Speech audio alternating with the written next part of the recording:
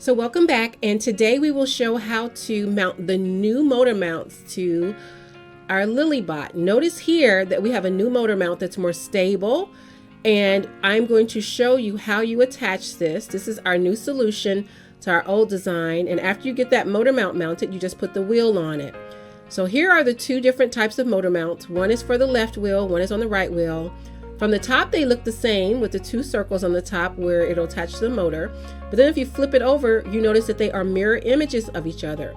The one on the left is for the right wheel because the left wheel is already attached.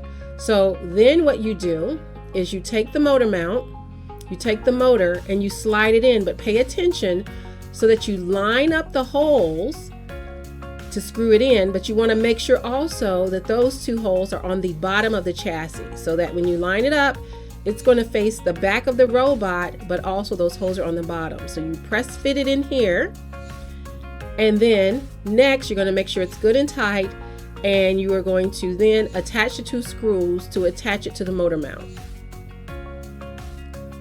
So now I put those in.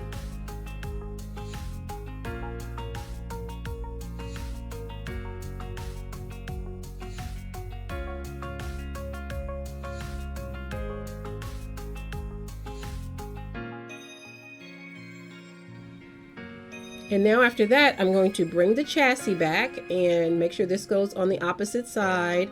So I make sure that the motor faces towards the back, away from the words Lilybot. I line up the holes. Then once the holes are lined up, I'm going to use a screwdriver to stick it in. I do a little bit in each first to make sure that I can adjust it as it needs to be in order to connect it up.